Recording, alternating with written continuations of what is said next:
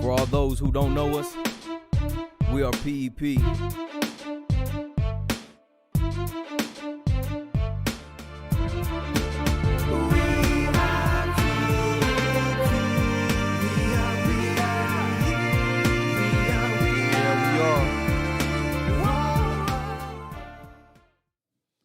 Good evening, fellas. Welcome to episode 10 of Fresh Start Live with Fee and Pat, where the motto is, stay ready to keep from getting ready. I'm Pat. And I'm Fee. Oh, man, kind of a hard day, man, because we're all grieving for the loss of our brother, Mike DeLeon, Class 10 graduate. So before we get started, let's take a moment of silence in his honor.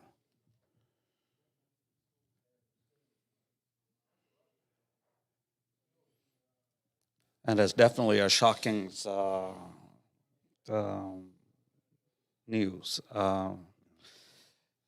Just remember how lively he was, always smiles. I can see his face clearly, like he stopped by the office not too long ago. It's just full of life. I can't remember a time I ever saw him down. I saw him upset once. Of course, it was on the softball field, but I can't ever see when his energy wasn't upbeat and infectious. Yeah, every time we have the servant leader meetings, he would go up there and, trying to cheer everybody up. Yeah, that was Mike. So our prayers continue to go out to his wife as she go through her recovery and the rest of his family, because I think he's got an older son in the Navy, Air Force. Yeah. Well, one of the military branches, so praying for his family. So, yeah, and I want to remind every brother out there is if you class 11, 12, all the way up to class 16, if you got a pray out videos, it's the work of Mike D. Yeah. As well as if you made story with Miss Leary and you didn't get a heart attack, that was also because of Mike D. So, yeah, his memory will live, again, prayers for his family. Today, fellas, we're going to go back a little bit. So in week 7, we kind of talked about the Leadership Academy Correspondence Course when we had Jeff on. So this week, we're just going to kind of go back to the basics, to the beginning of it all. And actually, we're going to do something that's a little bit different. We normally prep our guests. Today, we're just going to pull one of them in. Just pull him in. And he's a product of the Leadership Academy Correspondence. Okay. So in this way, you guys can see if the correspondence effective or not. So we're going to ask him a few questions, and you can ask him some questions too. So in thinking about the correspondence, let's go back to the origination of, I guess first, what is Leadership Academy? Oh, it's the name say it all, but let's kind of like unpack it a little bit. All right, so Leadership Academy is a course that kind of open thing up about yourself, who you are, where you want to be, your destination. I think we begin the course with have the end in mind. We ask the guy to write the eulogy. And before they got exposed to anything else in PEP, they got to write a eulogy. It's like, what do you want people to say? That's how either appropriate or inappropriate that I just say that, and we just have a moment silent for Mike. Yeah. Well, the first lesson is the eulogy, and have the end in mind. What do you want people to say about you? And then kind of work backward from it. Right. And we want the guy to have no interfere with other things at all, like, your limitations and all of that. We didn't go through that first, just have the end in mind first. And the rest of the Leadership Academy, of course, is learn about yourself, who you are, your family, your history. What do you like to do? How are you protecting your brand? How do you create your brand? And then the last part of the course is you write your plan. There are 5 or 6 different plans.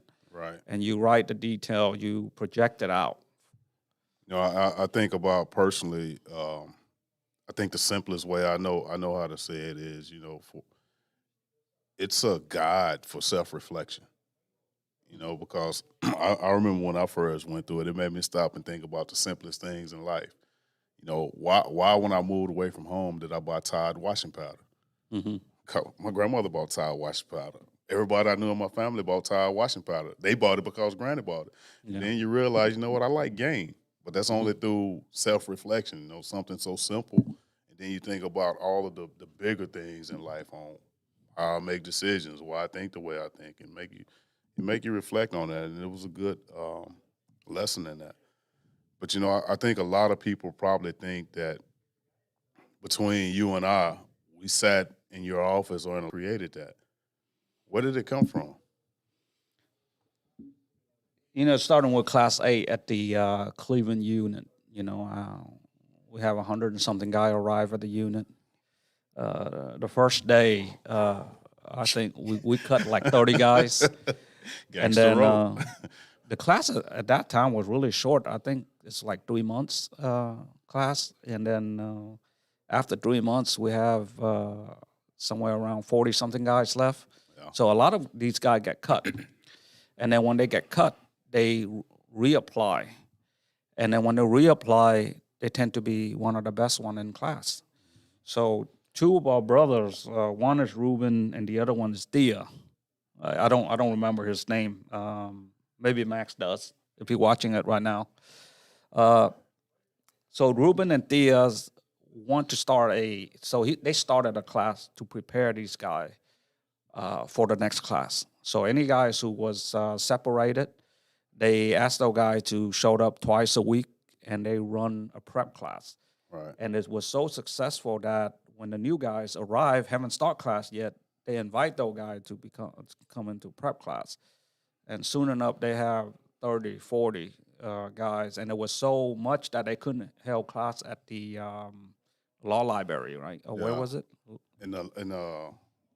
Actually, I was gone by the time they started to do that, so I don't remember where they was doing it at. They were held at education, so they came up to me and they asked, hey, the classes got so big, we couldn't do it over there anymore. Can we use a PEP room? Oh, wow. Yeah. And I said, yeah, go ahead.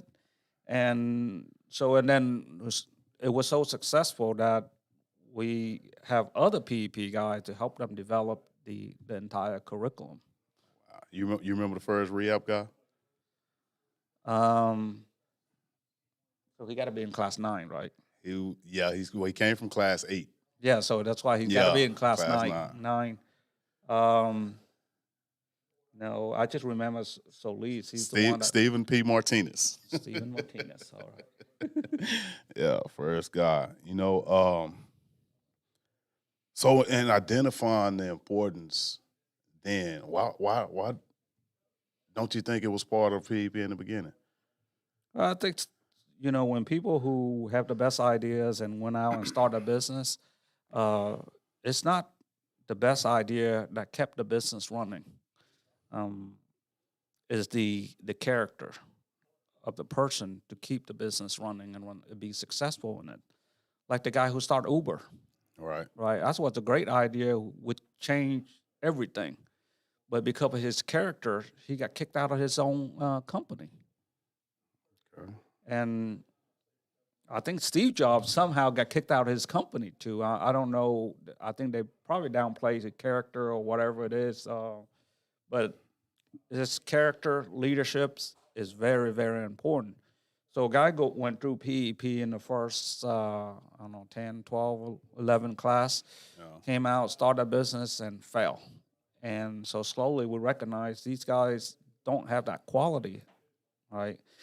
And the prep class, and then together with, you know, a group of PEP brothers that created a leadership academy. And it's making PEP a lot stronger. You know, so fast forwarding from there to the beginning of the correspondence course, do you feel like anything is missing? Well, the third part of the whole PEP in prison program is the servant leader. So the first part is about themselves, learning who they are, um, what are their makeup, and then how are they going to lead. That's a leadership academy. And then when you start BPC, you're too busy, be a public speakers and working on your business plan. You're too busy you're too focused on that one thing. But and then the third part is the servant leader. That's when you learn how to serve other, and that's where the real learning has come from. Right. You get to go through Leadership Academy again, because now you're at facilitator, and then you get to go to the business part again. You become the teacher aide and typist and all of that. So the servant leader part, which is the third part, allows you to go through the whole course with a different perspective. Right. And thinking about that and having seen both group of guys in the last week, I think the only thing I see is missing is the stress. Mm-hmm. You know, how we always have a high rate of attrition when they first come to the unit for Leadership Academy because of stress of, and I think you said it best, where the servant leaders think that they're helping them, basically giving them the cheat code, but they're putting so much don'ts on them until it's kind of like, you know what, I don't think this is what I want to do. Yeah, the guys just arrive at the unit and then they have a list of don't do this, don't do that. You ain't going to make it if you're doing this, you're doing that. And suddenly these guys, in a defensive mode. Yeah. I say, what's wrong with how I act for the last 10, 15 years? I made it, it's Right. what I'm doing must be right. Yeah, but again, one of the things I did notice, like I say, both guys, the absence of stress, and even with our servant leaders that we have with these guys, a different attitude. So I guess my next question would be, to this point, are you happy with the results? Well, we discussed this before. I think we're talking several of the other episode. I think truly these starting correspondence course wherever they're at, allow them to work on themselves and not be distracted. I feel like the lesson allowed them to really read it, introspect, and put whatever their thoughts on paper and reflect on it. We'll see when we interview this guy, when he's sit down. So this is the guy that went to Leadership Academy, never been to Cleveland or Estes, and got released. All right. And we're going to ask him what value did he get out of it. Okay. And that'll be later on in the show, fellas. Thank you for our guests so far, XCOM Fitness, Brandon Green. We see you guys. So, History and Purpose of Leadership Academy. I hope you guys learned something out of that. Any questions, feel free to type them in the comment section. So is it time for reconnaissance mission? It's time for the PEP blind date of the week. All right, so we have blind date number one is Vernon. He is a graduate at the Cleveland unit. He's been home for close to 3 years and currently live in Dallas. All right, blind date number two is Vincent, Vernon and Vincent. He's a Leadership Academy Correspondence Complete guy who was released a month ago. He also is in Dallas at the Columbia House. Edison's, will you roll the tape? Let's see what Vernon has to say about Vincent. My name is Vernon Brackens, a.k.a. Puma, Akuna Matata, Akuna Matata, Akuna Matata. I got a chance to know Vincent because I took Vincent Davis, and he actually got a chance to know me. We sat and talked, and we shared goals and ideas, and I pretty much told him the pitfalls and how to try to avoid them, But the main thing that I shared with him was to always know that no matter what he does, to find him a good woman. Because my opinion, no matter how well a man is doing, if he get the wrong woman in his life, I think everything will collapse around her. Would be something that I can tell other brothers to try to stay connected and do it by giving your time. You don't have to give your money, just time and energy. And I believe that's the biggest way to impact the brothers coming behind us.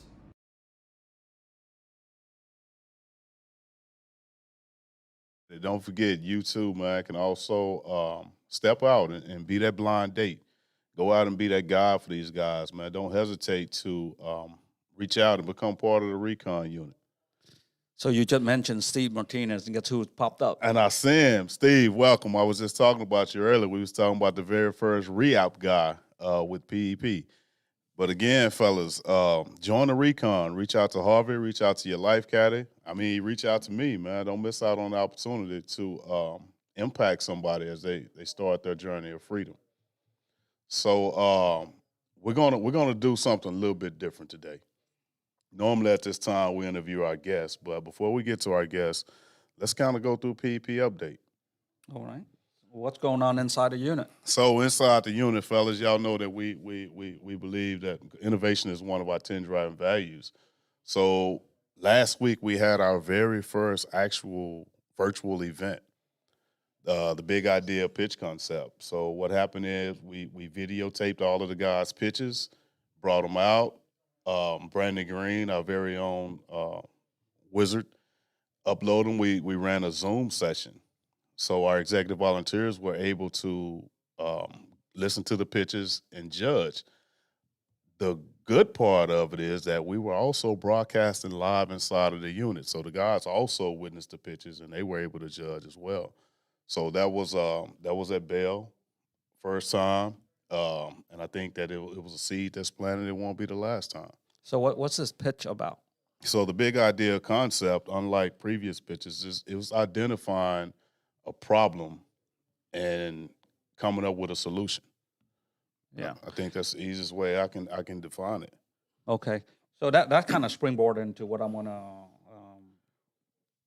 talk about out here is Steve Gudaru told me there's most of our guys who getting out and they have every intention to starting a business.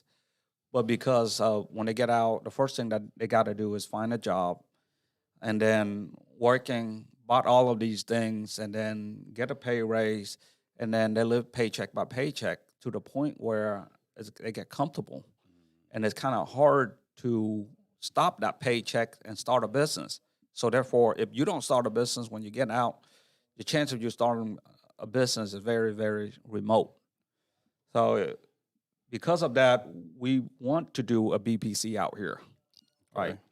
We hire a volunteer and event coordinator, and she's going to help us put together a BPC outside. Okay. So we're going to do something similar to the Big Idea pitch. So any brother out there want to start a business, have an idea, we're going to create events where we all get together. We're going to show you how to put your idea into a pitch. Okay. All right. So you gotta define who's your customers are. You gotta define what is their need. What do they want to get done for them, and then you're gonna describe your idea of how to provide a solution for that. And then you also have to be innovative in how you're going to deliver your products or service. Okay. And then you're going to pitch on that. And from there, we have feedback for you, what you need to do, how you're going to adjust it. We got executive to help you carry your idea into a full business plan and you can compete for it. Oh, cool. Fellas, sign up. Steve P., you like that idea. So let me ask you this. What if I already have a business? Okay, and we have an event coming up for you. Okay. It's going to be in September 23rd. It's the Smart Wire to Business. So you have a business, you want to grow it, you need a little fund, loan, and then you come and compete in this September 23rd event. And, we're going to pick out 3 or 4 guys that have a good ask, which is a good need to grow their business, whether they need money to buy a trucks or buying a certain software or something that's going to help them grow their business. Okay, so I guess at 51, that's too late to be shopping my demo. So I guess my rap career won't make it. So, fellas, it's the moment we've been waiting for. I guess we just gonna pluck one of those guys out of the E-School, huh? out of the E School. So for those who don't know, also on the outside, E School is back in the office. Started last week. So alumni, y'all feel free to pull up, spend some time and communicate with these guys a little bit. So they're getting somebody for us. Drum roll. Steve P. So what is the motto? Stay ready, keep them getting ready. Okay, all right. Adapt, adjust, and keep it moving, Uh-oh. Look who we got here. Say, this fella right here kind of make me seem kind of small, man. I'm kind of glad he come. Kind of hide them few extra pounds I got. Join us, bro. Welcome. How you doing? Good. Come on in, introduce yourself to the people. Good evening. I'm Mark Mordecai. All right, Mark. Just ask you a few questions because the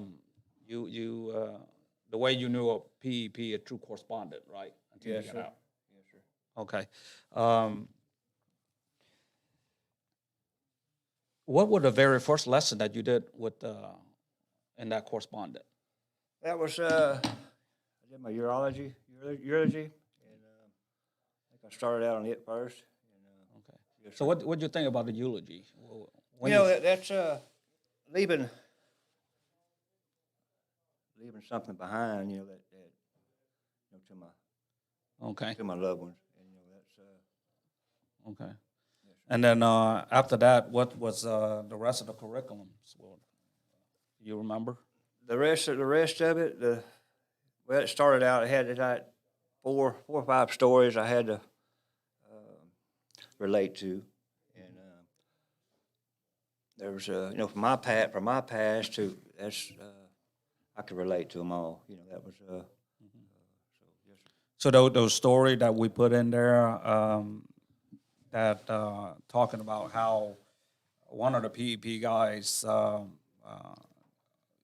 was doing what was right, and then the other one that kind of learned from his mistake. Learning from somebody else's mistakes, and And then when you read those stories, that you related to those story when you. yes, I related to the I could relate to all of them really, pretty much, pick some out of some and the other, and use that. Yes, sir. Yes, sir. Okay. That's what I went with. So the main reason we put those story in there is like it's a reference. Right? Yes, sir. So when we get out, we approach certain difficulty in life, and then it's one of the reference. You say, oh yeah, I read about this guy, this thing that when it came up to this situation, what would he do? And then you have a positive guy who turned that into a positive aspect. Yes, sir. And you have one guy that said, you know what, I'm going to do what I used to do. And That's not changing any when you do that, brother. That's not learning from somebody else. That's if you're still doing the same old things, brother. That's How long have you been out? I've been out over 90 days, 90 3 months, days? yes, sir. And it's been a blessing to me, brother. The fellowship of PEP. What PEP has done for me. When I was down in TDC, and I got accepted to PEP. It was a little bit after that. I got PEP sent me a letter for transitional housing, and I put that application in and got it back. It was the acceptance letter on there was October the 7th, Mm-hmm. on the letterhead on the top left, and that was the day my mama passed away. while I was in prison. So that was that was just confirmation to me. She was telling me, Mark, it's okay. Don't worry about the place. You know, I inherited from her in Shepherd, and she's with the Lord. Because the last time I talked to my mama, I stopped by and had some coffee with her. She made me some breakfast. And I said, Mom, I got to go. She said, well, don't go anywhere, Mark. The law won't find you here. And she already knew the law was looking for me at that time. And when I left, an hour later, I got pulled over. That was the last time I seen my mama face to face. You know, 3 weeks before I was at the Hamilton unit, I had 3 weeks to go, and the captain called me down there, and she said, you know, when the captain calls you down on a Saturday morning at 6 o'clock in the morning, you're usually in trouble. And I'm like, I know I'm not in trouble. And he said, your mom was sick? I said, no, sir. He said, she passed away at 1:46 this morning. You're here to make a phone call. That's how I found out my mom passed away. But that was that letterhead, brother. That's I can show you. So while you're looking for that, I 'cause guess I one keep of the it right questions here. I want to ask you is, when you signed up for PEP, October 7th is the same date. That's the day my mom passed away, October 7th. oh, wow, when you signed up, was you ever expecting to make it to one of the facilities?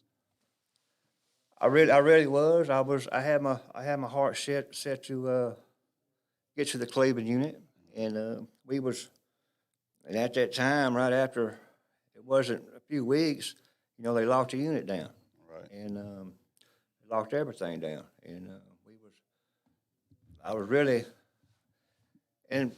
blessed in that point, brother, because I was in a faith-based dorm at the Dominguez unit, and I had a lot of things going at that time there that the Lord was doing for me, and I was able to help others out, get up on the pulpit and share a little message with others, and lift their spirits up, and give them a hand, give them some hope, just like it was given to me. That was, you know, so. So even in the midst of your own struggles, you still had hope. And Yes, sir. I had hope, and you know, hope keeps me going. That's and I believe in Jesus Christ, my Lord and Savior, brother. And with Him, anything's possible. And keep believing that, and stay. And I stand firm on that. So. I guess. Oh, go ahead, Fico. Oh, I'm sorry. So the purpose we asked you to share a few words with our brothers watching it is, do you believe the correspondent thing that PEP doing have value for you? Yes, it all, you know, a new start, you know, a new beginning. That's somebody to come out and step forward and to care for me. When, you know, that's I never had that happen. I never had that somebody stand up and, you know, and tell me they love me. You know what I mean? That's that means a lot to me, and PEP gives me hope. I can achieve what I'm out to do. You know,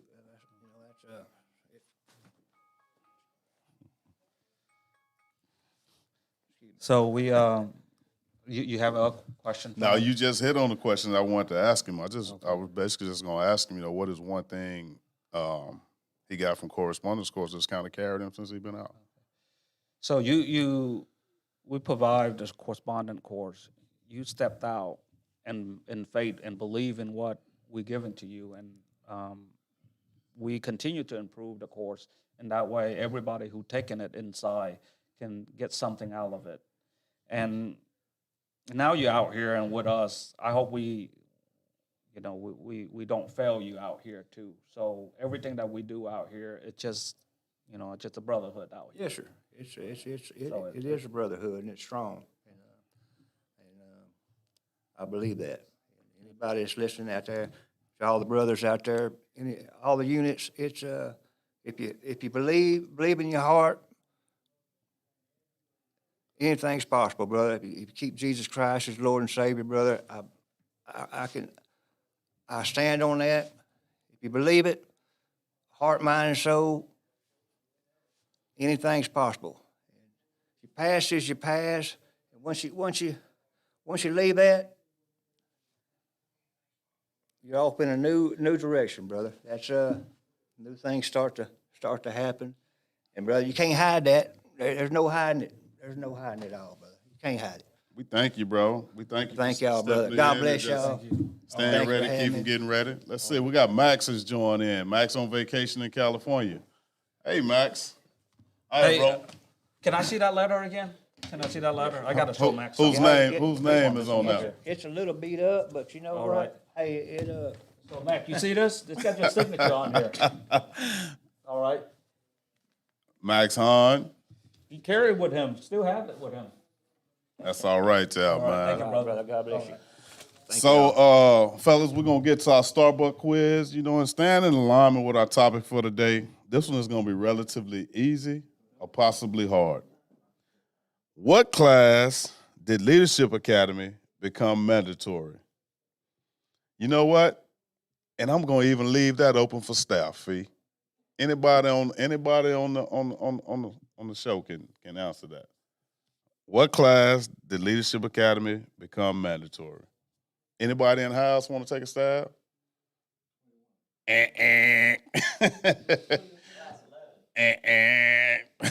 We got 2 strikes. Anybody else feeling lucky today? So we got Alfredo came into the house. He came in to collect his $5. We're gonna make sure he leave it with his $5 from last week. Roach. So fellas, again, remember, man, we're on a mission to celebrate 1 million stories. And we're getting one closer to that goal. Note, Brandon, keep this in mind. Freedom demands responsibility, but responsibility demands accountability. So until we meet again, peace. No, Max, 18 is not the answer. All right. See you guys next week.